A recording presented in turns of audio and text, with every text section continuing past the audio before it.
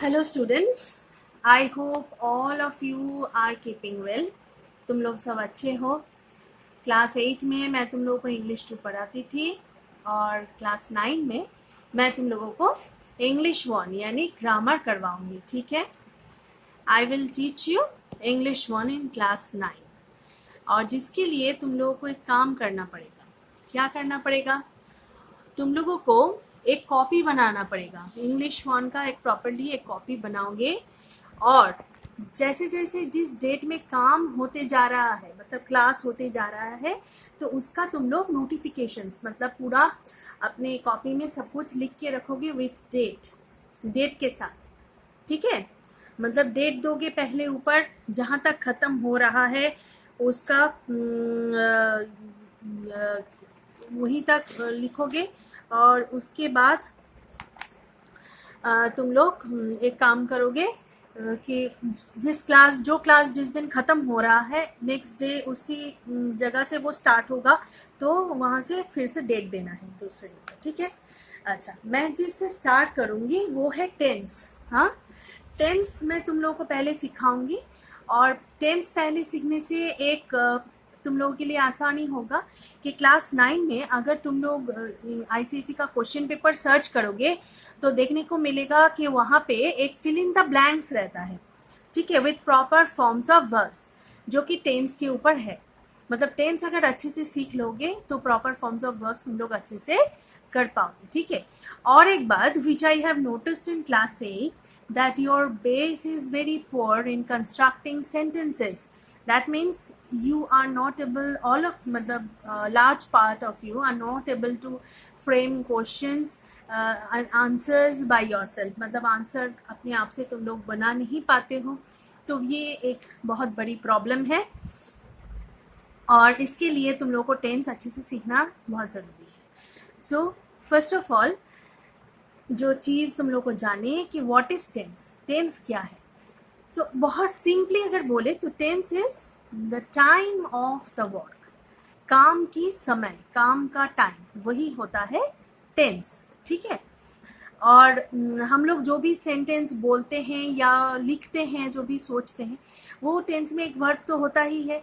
तो वही वर्ब का काम का वक्त, मतलब ये जो सेंटेंस है वो क्या अभी हो रहा है या होता है रेगुलर बेसिस पे, ऐसा कुछ समझा रहा है, या काम हो चुका है या होने वाला है।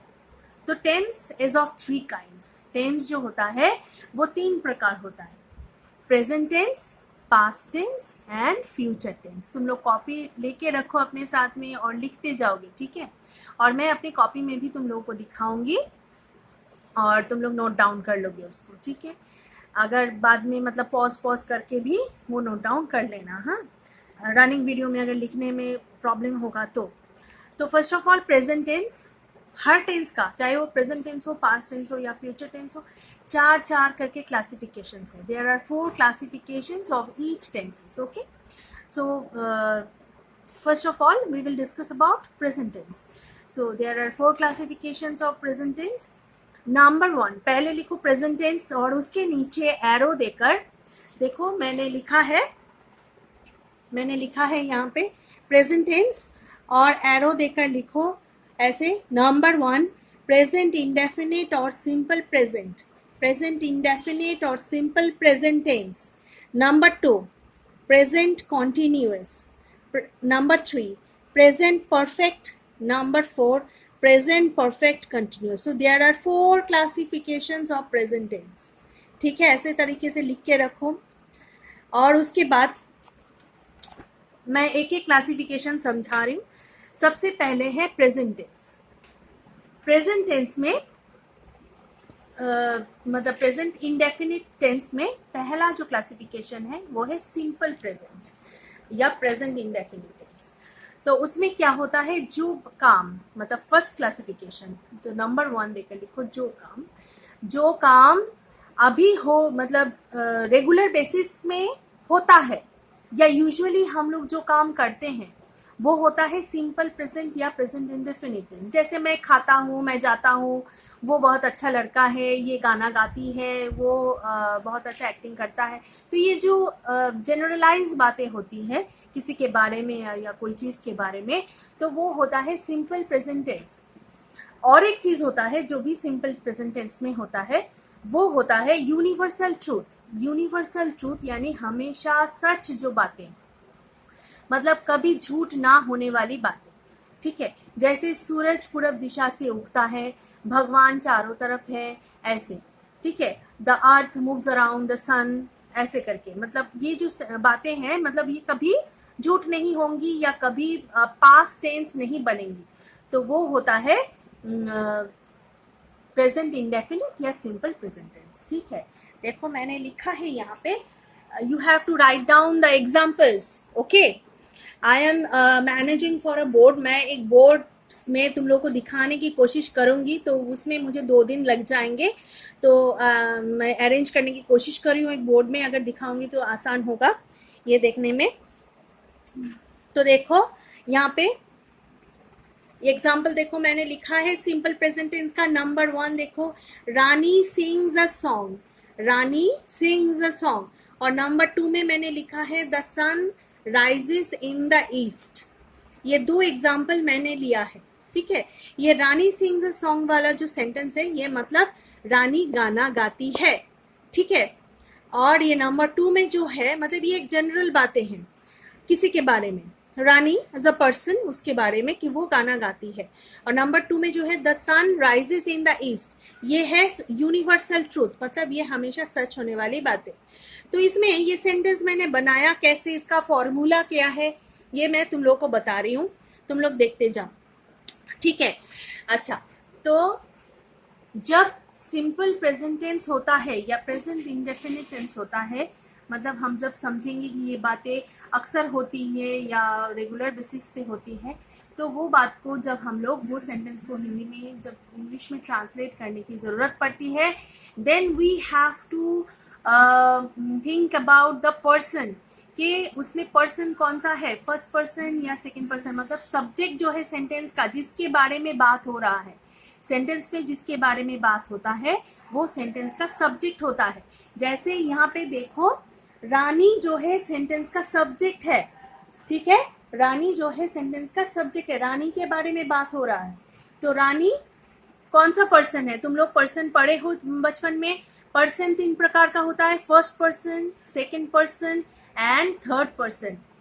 आई मतलब जो बात कर रहा है, आई, एंड वी वो होता है फर्स्ट पर्सन। और जिसके साथ बात कर रहा है, मतलब यू आर सेकंड पर्सन। तो जिसके साथ बात कर रहा है वो होता है सेकंड पर्सन। और जिसके बारे में बात करते हैं हम, वो कुछ भी हो सकता है, रानी हो सकती है, ताजमहल हो सकता है, एक बिल्ली हो सकता है, एक टेबल हो सकता है, बुक हो सकता है, किसी चीज़ के बारे में या किसी इंसान के बारे में, एनिमल के बारे में, मतलब जिसके बारे में हम लोग बात कर रहे हैं वो होता है थर्ड पर्सन। तो यहाँ पे देखो सब्जेक्ट है Rani, that means Rani is the third person. तो सेंटेंस का सब्जेक्ट मतलब जिसके बारे में हम लोग बात कर रहे हैं, वो अगर थर्ड पर्सन और सिंगुलर इन नंबर, मतलब वो नंबर में, संख्या में एक हो, तो रानी एक अकेली इंसान है, एक इंसान है यहाँ पे। तो तब क्या होता है, अगर subject third person and singular in number है, तो वर्ब जो है, मतलब सिंग जो है वो वर्ब है, तो वर्ब के साथ एस या ई एस जुड़ता है। तुम लोग एक काम करो, ये रूल लिख के रखो, एक स्टार दो नीचे और लिखो rule of simple present tense, ठीक है। उसमें लिखो मैं बोलती जा रही हूँ, तुम लोग लिखते जाओ। इफ लिखो, if the subject of the sentence, if the subject of the sentence is in third person and singular in number, then the verb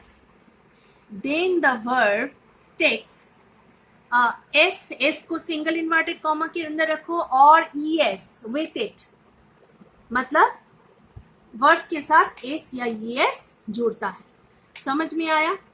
तो हम लोग जब सिंपल प्रेजेंट टेंस का सेंटेंस फॉर्म करते हैं, सिंपल प्रेजेंट टेंस का sentence form करते हैं, तो हम लोग ये बातें ध्यान में रखते हैं कि पर्सन या सब्जेक्ट कौन से पर्सन, मतलब वो थर्ड पर्सन है या सेकंड पर्सन या फर्स्ट पर्सन, ठीक है। तो अगर थर्ड पर्सन सिंगुलर नंबर होता है तो एस या एस जुड़ता है, ठीक है। अच्छा, अब हम लोग बोलेंगे सेकंड फॉर्म के बारे में, मतलब सेकंड क्लासिफिकेशन के बारे में, वो है प्रेजेंट कॉन्टिन्यूअस टेंस। अच्छा, सिंपल प्रेजेंट टेंस के बारे में समझ आया तुम लोगों को। तो क्या होगा सेंटेंस का फॉर्मेशन, सब्जेक्ट होगा, मैं लिख के दिखाती हूँ तुम लोगों को, 1 मिनट रुको, यहाँ पे देखो फॉर्मेशन मैं लिख रही हूँ, लिख के तुम लोगों को दिखा रही हूँ। Formation of sentences, of sentence, तो उसका फॉर्मूला क्या है, सब्जेक्ट प्लस वर्ब, वर्ब के साथ एस या ई एस जुड़ता है अगर वो थर्ड पर्सन सिंगुलर नंबर होता है तो।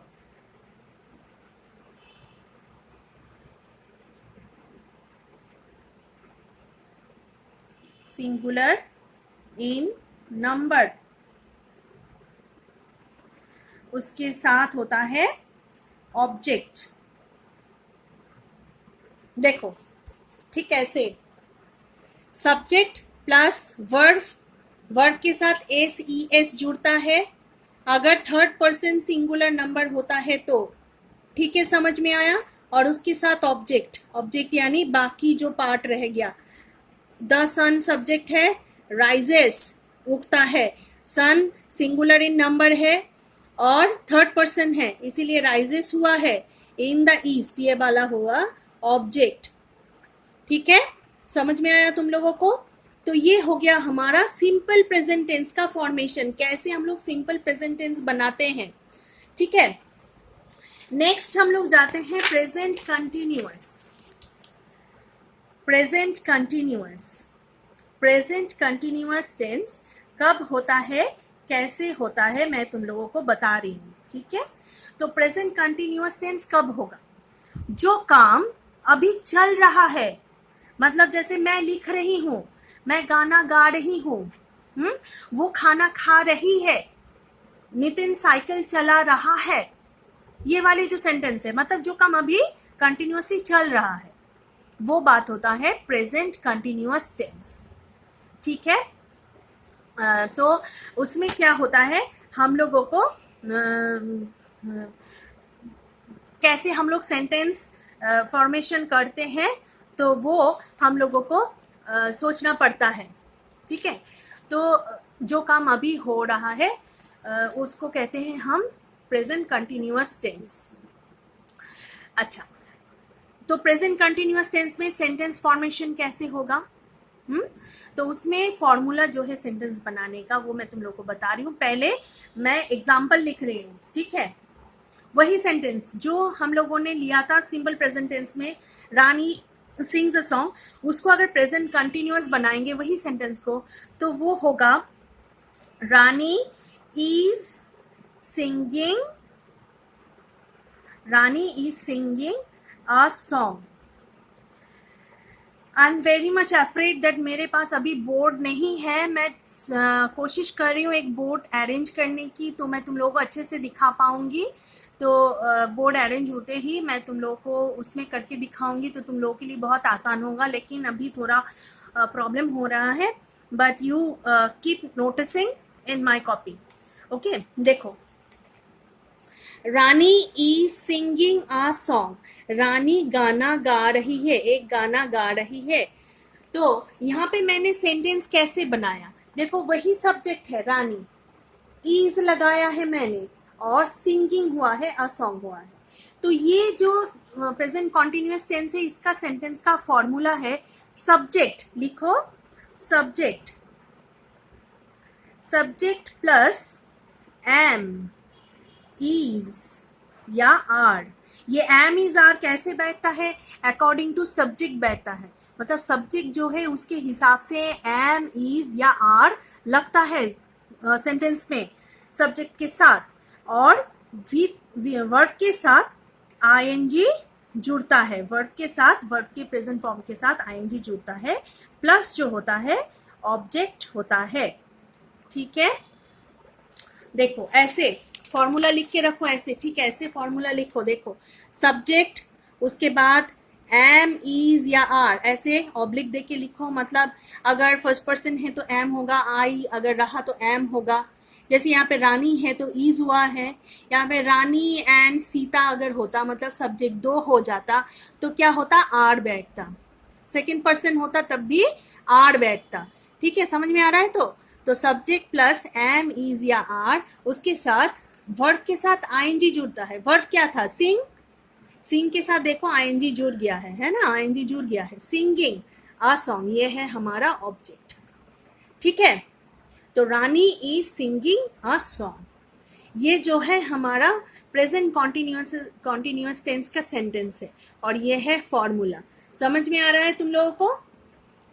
ठीक है, तो आज तुम लोग इतना ही देखो, इतना ही सीख लो। नेक्स्ट क्लास में मैं क्या करूँगी, आगे का मतलब परफेक्ट टेंस और प्रेजेंट परफेक्ट कंटिन्यूअस टेंस, वो सब मैं एक्सप्लेन करूँगी और आगे भी सिखाऊंगी।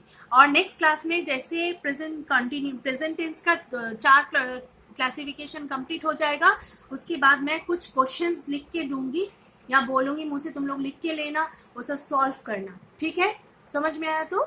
अच्छा, ओके, थैंक यू।